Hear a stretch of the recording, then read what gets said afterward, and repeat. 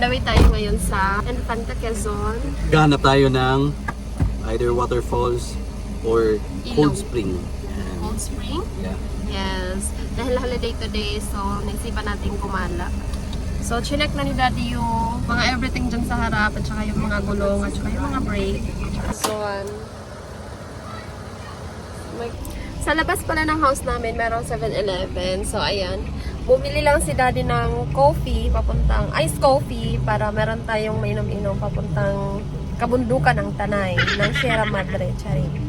So, pagpasensyahan niyo yung aking mukha dahil nagpapiling ako kasi syempre ayoko nakikita yung mga bilog-bilog na mga chismis dyan sa mukha ko. Nandyan yung dalawa sa likod kasi bawal sila dito sa harapan. You know, alam nyo, ang hirap nilang sanayin na sila lang dalawa dun sa likod. Ang hirap nilang sanayin na hindi namin sila katabi sa pag-upo dito sa sasakyan. Nung una, iyak-iyak, ganyan. Kailangan pa namin silang suhulan ng biskit or kailangan namin silang, buti na lang talaga meron to at nakikita nila dun sa likod. So, pag naka-andar yan, pag naka-on yan, okay lang silang dalawa dyan, manonood lang silang dalawa. Basta may pagkain si Rafa, goods ang lahat. Si Ninyo, basta naka-on itong monitor dito sa harap, goods ang lahat. Kaya, timbal lang, dapat may pagkain at dapat naka-on to kapag nagbabiyahe kami. Papagas ulit as dito ulit tayo sa ating suki. Global oil. Nakikita nyo na ba? Nakikita ko. Ay, iba pala. Entrance pa pala to. Lagusan, papunta rin Katadya. Ash namon, Boya Nazar. Ay, hindi. Tubig pala to. Aquabesh. Boya Nazar. Aquabesh ng Marikina. Aquabesh, kasi bumabaha. Ayan. Wisdom City of Marikina. Dito pa tayo sa Aquabesh of Marikina. Update ulit mamaya. Ha? Ayan si Daddy nandito sa Lagusan ng Encantadia. Ano masasabi mo? Aqua. Andito to. As namon, Boya Nazar. Pag day off nga ni Daddy at wala naman kaming ibang importanteng appointments, itong long drive talaga ang paborito naming gawin. Either naliligo kami ng falls, ilog, o minsan sa dagat. More on day tour nga lang kami dahil una, di naman namin priority mag-rent ng room. Mauubos lang ng mabilis ang kayamanan namin. Di pa naman kami anak ng contractor. Charing. Pangalawa, hindi safe para sa edad ng mga junakis namin ang magstay malapit sa ilog or any form of water dahil alam nyo na baka hindi namin mabantayan at mag-swimming silang mag-isa. Kaya delikado. Ang lamig ng hangin dito. Last time na pumunta tayo dito, makulan. Ngayon, makulimlim pero hindi maulan. So tingnan natin, nandito pa lang tayo sa may Laguna, Santa Maria Laguna. Tingnan natin kasi nung nakalagpas tayo ng Infanta, saka siya umulan. So, tingnan natin, baka naman, parang hindi naman kasi maliwanag yung dito banda na side kasi banda lang sa may Infanta yung malimlim. So, let's do this! Ang lamig-lamig dito!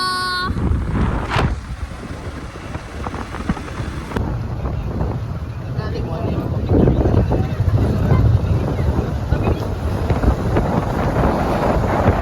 Kilometer 90 Peak Garden. Ng Baguio. Daming tao. Dapat picture mag si Kuya Josel doon sa sa Infanta. Dito na sa tuwan. Sino ba kasi ang hindi nagagandahan sa tanawin ng Marilaki or Sierra Madre? Solid na solid ang kabundukan. Lagpas na nga ito ng Laguna at malapit na din ito sa Hidden Paradise sa Infanta. Yes, dito tayo pupunta dahil mura lang ang entrance fee. Kung saan tayo makakamura, doon tayo. Sorry. Itong ambience na ito ang bubungad sa'yo. Malaki din ang parking nila dito. 50 pesos nga ang bayad sa car. Di ko lang sure sa motor kung 20 ba or 30. Meron din sila mga comfort room malapit sa parking. Minsan nagtataka ako saan papunta yung kadaming riders sa daan. Dito pala ang mga target nila sa Infanta dahil marami silang mga waterfall o batis na pwedeng pagliguan. Dito nga sa Hidden Paradise, meron silang mga cabin na pwede nyo rentahan kung gusto niyo namang mag-overnight. Kung hindi ka naman nakadala ng food, nagluluto din sila dito. Kailangan mo lang mag-request on time dahil minsan nagko-close sila ng maaga.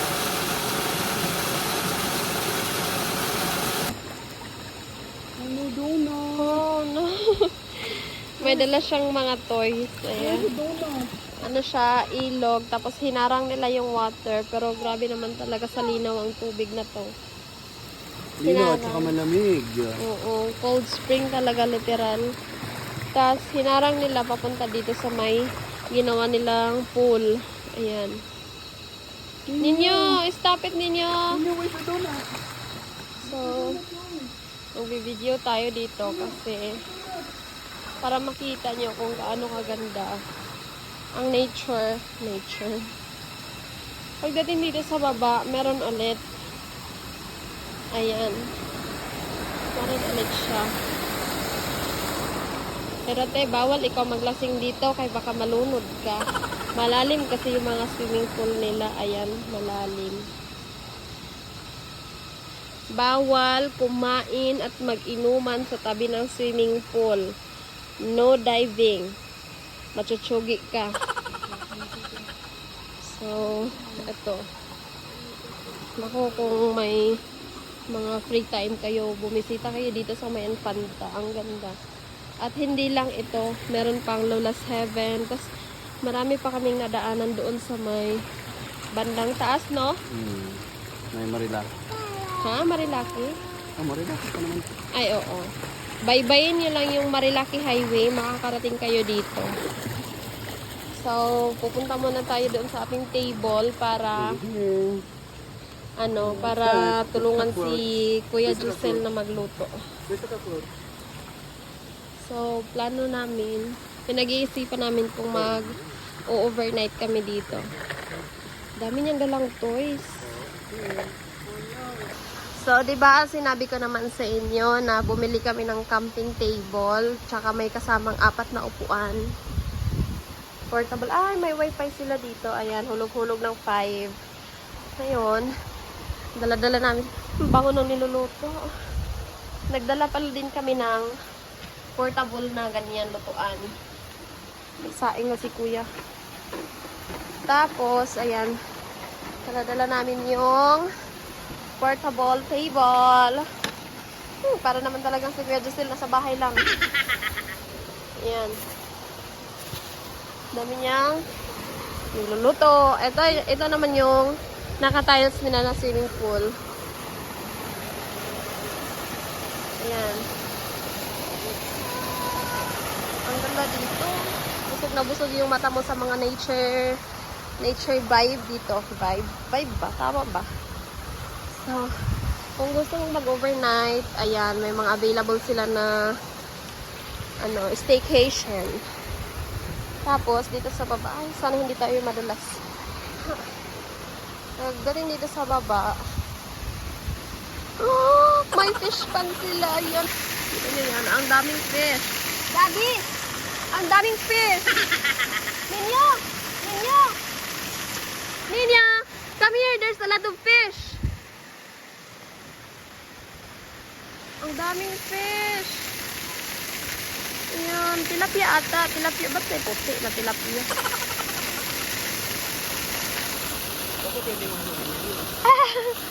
May fish pan sila. No? Malaki yan. No fishing. Bawal kang manguha ng isda. Pero te, ang lalaki ng isda, ang dami. Lamda naman talaga dito. Come here. Look, there's a lot of fish, oh. Nagluluto si Kuya Giselle. Napabayaan lang siya magluto, no? Ay, pwedeng umakyat dun sa may taasan. Ayun. Karating pala kami dito ng alas 4. So, ayan. Canales family na naman. Alam nyo, gumigising ng alas 10 ng umaga. Alis ng alas 12. Nakakarating talaga tayo ng alas 4, alas 5. Ang ganda dito.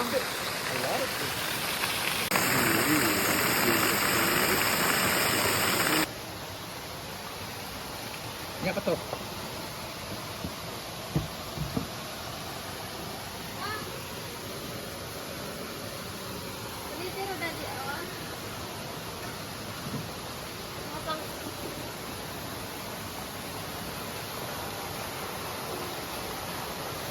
Buti na lang talaga at meron kami nitong foldable table na nabibitbit namin kahit saan man kami mapadpad. Dahil sobrang gaan na nga niyang dalhin, nakakatipid pa kami instead na magbayad kami ng kubo na may table, ito na ilalagay pa namin kung saan namin gustong pumwesto. Ay, Diyos ko po yung pislak ko. So, kumakain kami dito sa may tabi ng swimming pool. Yan yung swimming pool. Dito kami kumakain. Dala-dala namin yung portable table. Nabili lang pala namin yan sa may Yellow Basket for 994 pesos ata. Ko yung mga fish. So, ayun. Ang ganda. Ang ganda-ganda dito, guys. Kung gusto nyo mag-relax, dito lang to sa may Infanta Quezon.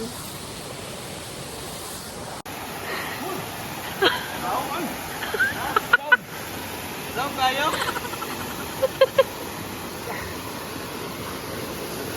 Malalim daw, malalim. O, sige na.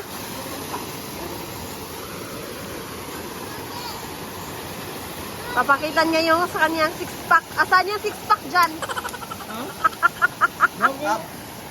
Alam mo di ay. Hala. Oo, kasi biniliga ko.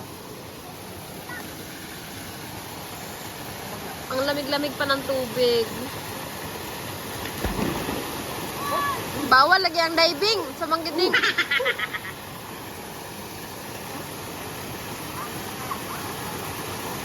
Apoy! Daddy, I got one. Daddy, I got one.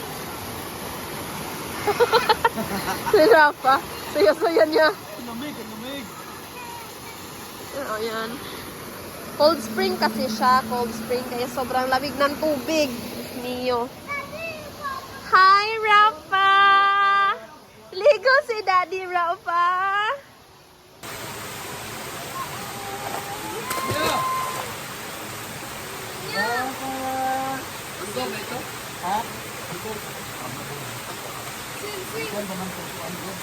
Siguro, ang puno naman tayo, mga isang dito, okay na.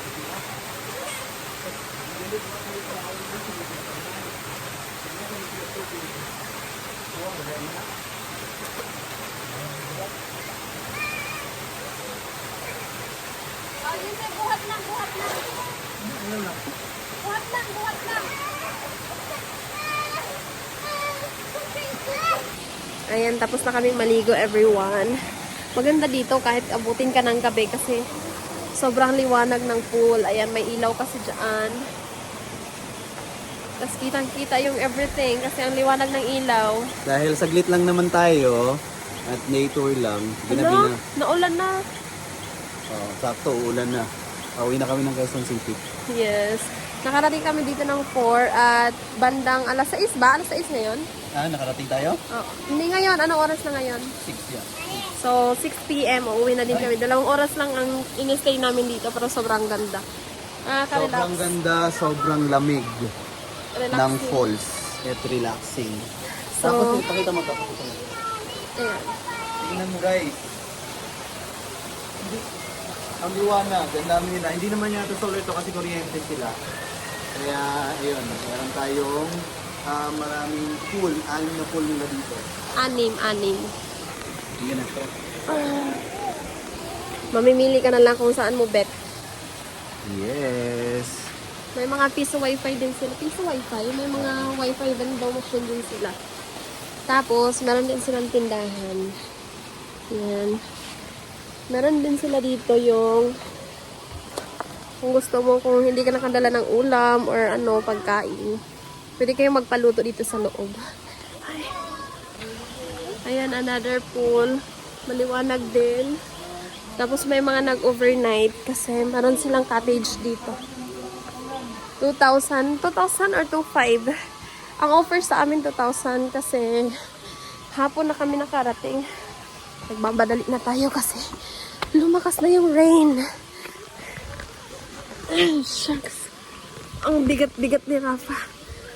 Ninyo, come here.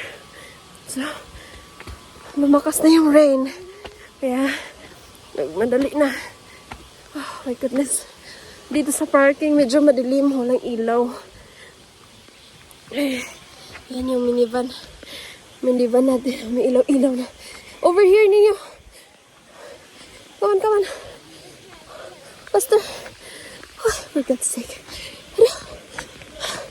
Ayan. Kita nyo. May mga nag-overnight. So, maraming nag-overnight dito. Gabi ba ito ng agi? Kadlawon? Kadlawon.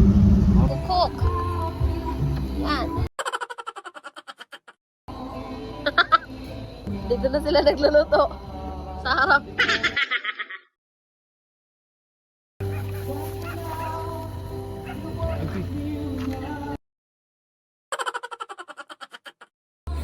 Balay-balay ko yun. Alam mo, nandun sa gitna ng bundok. Nasa bundok naman talaga. Pero ang gilid namin, anong gilid natin? Kainan. Habang nasa biyahe nga kami, naghahanap na ng pagkain ng mga pet namin sa bituka. At dahil ang budget lang naman namin ay pang-gas at saka pang-entrance lang, kaya nagbaon kami ng noodles. At niluto namin dito sa Arco ng Infanta. Nakitambay lang kami saglit dahil maliwanag at maraming tao dito sa may kainan. Hello! Wave, bro, pa wave!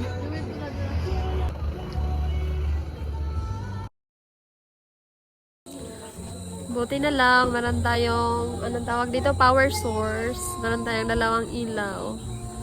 Habang tumatambay kami dito sa may PM90 Infanta.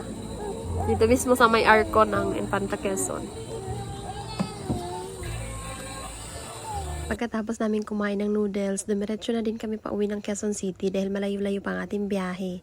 O siya, hanggang dito na lang muna. Hanggang sa susunod na kabanata ng ating mga buhay-buhay, please hit like and subscribe to our YouTube channel, Canales Family, and to our Facebook page, Canales Family. Thank you for watching. I love you all.